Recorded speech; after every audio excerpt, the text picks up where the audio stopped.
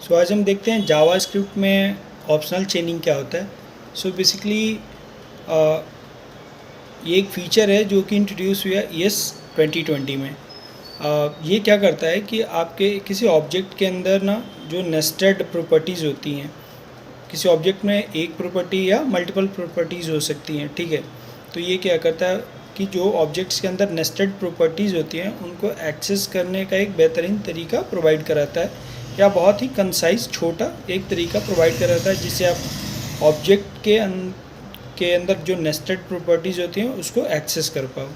So basically यही है कि it is a feature which allowed to accessing properties within the nested properties within the object. Okay. So और एक इसमें क्या इम्पॉर्टेंट चीज़ है कि ये ना जैसे ऑब्जेक्ट्स के अंदर जो नेस्टेड प्रॉपर्टीज़ हैं मे बी वो नल हो या अनडिफाइंड हो ही ना, ठीक है। तो ये उसको भी काफ़ी बेहतर तरीके से हैंडल कर लेता है। तो मोस्टली मैं इसको कहाँ यूज़ करता हूँ अपने कोड में। सो मैं वो बता रहा हूँ, जैसे आपको स्क्रीन पे एक कोड दिख रहा होगा। इस कोड में मैं क्या कर रहा हूँ, एक कोई फॉर्म है मेरा, मैंने उसको सबमिट कराया है, ठीक है। तो जो सबमिट कराया है उसके बाद वहाँ पे मैंने इसको हैंडल कराया है ट्राई कैच ब्लॉक के अंदर, ठीक है। ये जब फॉर्म का डेटा हमारे एक पर्टिकुलर API को हिट करता है और बैकएंड से फिर API क्या करता है कि जो सक्सेस का रिस्पांस है या कोई एरर जनरेट होता है तो उसका रिस्पांस सेंड करेगा। उस चीज़ को यहाँ पे हम अपने फ्रंट एंड में ट्राई कैच में उसको हैंडल करेंगे। तो होता क्या है कि ऑप्शनल चेनिंग क्या करता है, पहले मैं क्या करता था कि मैं चेक करता था कि ठीक है रिस्पांस का स्टेटस कोड फलाना मतलब इतना है तो इतना ये करो, हाँ, और कुछ एरर आया है तो उसको कैच में अपना एक्सेस करते थे। सो अब यहाँ पे मैंने ना आपको दिख रहा है कोड में एक्सियोस यूज़ करा है। एक्सियोस के भी बहुत ही एडवांटेजेस हैं आपको, जो फेच API है उसके ऊपर ये काफ़ी बेहतर तरीके से आपको रिस्पांस को हैंडल करने का तरीका बताता है। ये हम किसी और वीडियो में देख लेंगे। बेसिकली यहाँ पे हम ऑप्शनल चेनिंग को देखते हैं। तो आप देख रहे होंगे ना कि कैच ब्लॉक में हम कैसे कर रहे हैं कि कैच ब्लॉक में हमारे पास जो एरर आ रहा है तो हम क्या कर रहे हैं, एक जो फर्स्ट लाइन का एक कोड है कि हम simple error dot response dot data dot message ये हम टोस्ट के अंदर कर रहे हैं।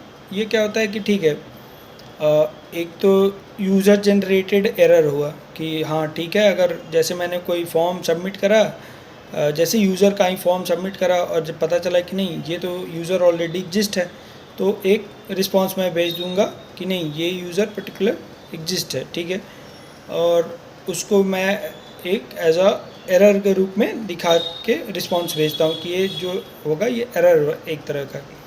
तो उसको हैंडल नॉर्मली मैंने किया है कैसे, error dot response dot data dot message, ये मैंने अपने API से इस तरह का प्रॉपर्टीज़ में इसको भेजा है।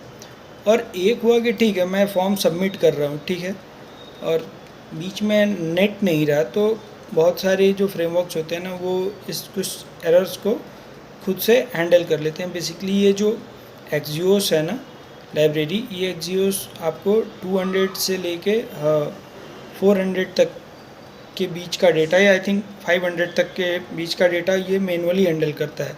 और इन सबको कहाँ थ्रो करता है, कैच वाले ब्लॉक में, ठीक है। तो जैसे नेट नहीं है ना, तो नेट नहीं है तो ये अब इसको पहले मैं हैंडल करता था कि ठीक है नेट नहीं है तो इसके लिए जो रिस्पांस कोड होता है वो लेता था और मैनुअली हैंडल करता था। मगर जैसे जैसे चीज़ें समझ में आई तो फिर एक्सियोस यूज़ करा।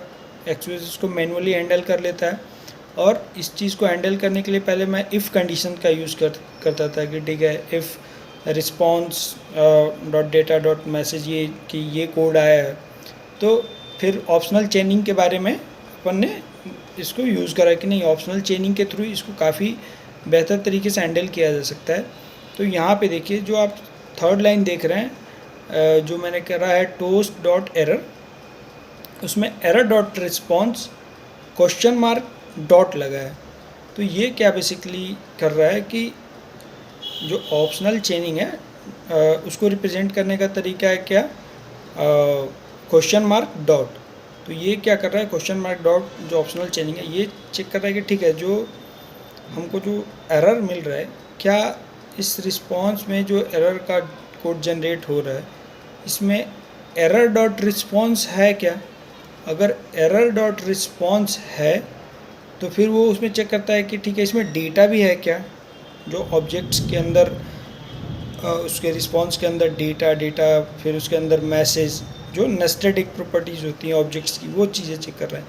फिर ठीक है एरर डॉट रिस्पॉन्स है क्या, अगर एरर डॉट रिस्पॉन्स है तो उसमें डॉट डेटा वाला प्रॉपर्टी है क्या, ठीक है, अगर वो भी है तो डॉट करके फिर क्वेश्चन मार्क डॉट करके बोल रहा है कि क्या उसमें मैसेज है क्या, ठीक है। तो इतना चीज़ जो है, यानी ये जो है कि यूज़र द्वारा भेजा गया एक तरह का रिस्पॉन्स था कि अगर यूज़र एग्जिस्ट ऑलरेडी करता है तो हमको एक मैसेज भेज दो यूज़र ऑलरेडी एग्जिस्ट। तो इस पर्टिकुलर चीज़ को हैंडल करने के लिए हमने किया error dot response question mark dot data question mark dot message. ये जो यूज़र जनरेटेड एरर था उसको दिखा देगा। और अगर यहाँ पे हमने और ऑपरेटर को लगाया है, दिखता है कि ठीक है अगर एरर डॉट रिस्पॉन्स ही नहीं है, एरर डॉट रिस्पॉन्स नहीं आया है, यानी मान के चलते हैं कि कुछ ऐसा कि नेट डिस्कनेक्ट हो गया था, तो उस समय क्या होता है कि ऐसे केसेस में आपको रिस्पॉन्स की बॉडी नहीं होती है, रिस्पॉन्स की बॉडी नहीं, वो डायरेक्ट एरर थ्रो करता है और उसमें उस ऑब्जेक्ट में मैसेज रहता है कि नेटवर्क एरर है या समथिंग कुछ ऐसा। तो वहाँ पे ना एरर डॉट रिस्पॉन्स नाम का कोई चीज़ नहीं है, तो वो चेक करेगा कि नहीं ठीक है एरर तो है, हमारे पास एरर है और एरर डॉट मैसेज भी है, यानी कि एरर ऑब्जेक्ट है और उसके अंदर मैसेज है। तो ये क्या करेगा कि एरर डॉट मैसेज वाली चीज़ों को दिखा देगा। और अगर लेट सपोज कि कुछ ऐसा सिचुएशन आ गया कि पता ही नहीं चल रहा है, तो हम एक अपना कस्टम मैसेज उसमें दे देते हैं और ऑपरेटर के थ्रू लगा के। यहाँ पे मैंने जो दिया है एन एरर एन क्या है ये अननोन एरर अकर्ड, इसको डिस्प्ले करा दिया कि अगर इसमें से कुछ नहीं है तो ये कर दो भाई। तो बेसिकली आप देख रहे हैं कि हम तीन चीज़ों को ना एक सिंगल लाइन में काफ़ी कंसाइज वे में हैंडल कर रहे हैं। तो यही है ऑप्शनल चेनिंग की पावर कि आप जो कोड 3-4 लाइन में लिखा जा सकता है उसको एक सिंगल लाइन में काफ़ी बेहतरीन तरीके से हैंडल कर रहा है।